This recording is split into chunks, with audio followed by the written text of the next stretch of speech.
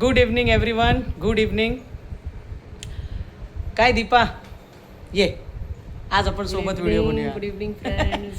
दीपा, आज सांग, आपण दिवसभर किती प्रिंटआउट चालू आहे? दिवसभर मशीन चालू आहे, दिवसभर. सकाळी आम्ही 11 वाजतापासून फ्रेंड्स बसलो आहोत आणि आत्ताचे किती वाजले? आता वाजले आहेत 7:30. 7:30. येस, 7:30 पर्यंत अजूनही आमचं काम चालू आहे आणि आम्ही हे काम करत असताना खूप खूप आनंदी आहोत, हो की नाही? येस. कारण आम्ही कुठेतरी एक ड्रीम बघितलं होतं आणि ही जी मेहनत टाकतोय ह्याच्यामध्ये, त्याच्यामध्ये ते स्वप्न कुठेतरी पूर्ण होतं आहे.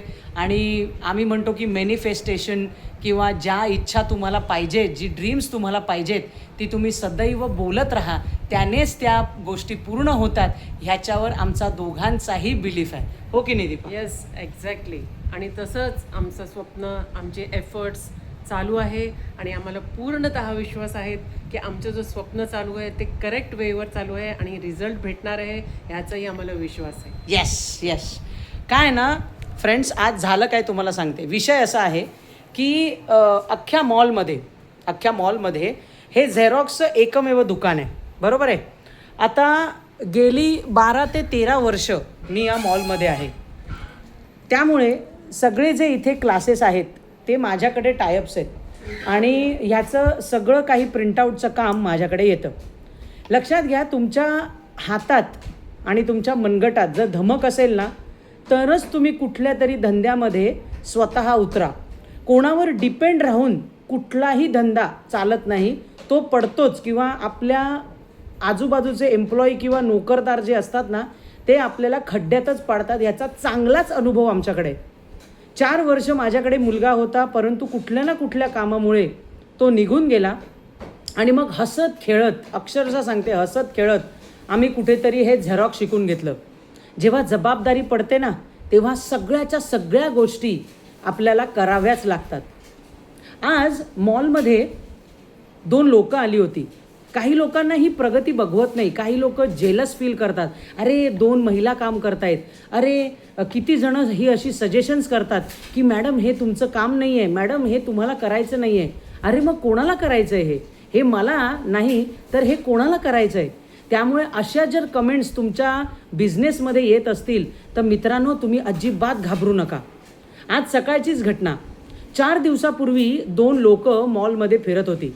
मला माहिती नाही, ॲज अ कस्टमर म्हणून मी त्यांना एंटरटेन केलं, परंतु त्यानंतर मला कळलं की त्यांना देखील कुठेतरी इथे झेरॉक्सचं मशीन टाकायचं आहे, दुकान टाकायचं आहे आणि म्हणून ते एन्क्वायरी करता आले होते. परंतु एन्क्वायरी करताना हे लक्षात आलं की ते आमचं नाव खराब करतायत. माझं, दीपाचं, ह्या मॉलचं. क्लासेसना जाऊन भेटतायत आणि नको त्या गोष्टी सांगतायत की आम्ही तुम्हाला चांगल्या रेटमध्ये झेरॉक्स देऊ, प्रिंटआउट देऊ, किंवा तुम्ही आम्हाला मोठ्या क्वांटिटीमध्ये काम द्या, आम्ही तुम्हाला बेस्ट सर्व्हिस देऊ. मला ह्याबद्दल खरंच काही माहिती नाही, परंतु इतक्या वर्षांची विश्वासार्हता किंवा इतक्या वर्षांचं जे कष्ट आहेत ते कसे छान त्याचं फळ आम्हाला मिळालं की क्लासेसचे जे टीचर्स आहेत त्यांना अगदी थँक्यू की त्यांनी कुठेही अशी ऑकवर्डनेस आणला नाही आम्हाला हे सांगायला की मॅडम मॉलमध्ये असे 2 लोक फिरतायत, तुमच्या विरोधात ते सांगतायत आम्हाला, आम्ही जाणार नाही आहोत त्यांच्याकडे, परंतु तुमच्या कानावर ही गोष्ट आम्ही घालण्याकरता तुम्हाला आज शेअर करतोय.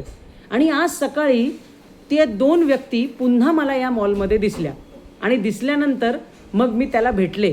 त्यांना मी एवढं म्हटलं की मॅडम, आमच्या दोन्ही मॅडमची नावं खराब करून तुम्ही कुठलाही धंदा उभा राहू शकत नाही तुमचा, है ना.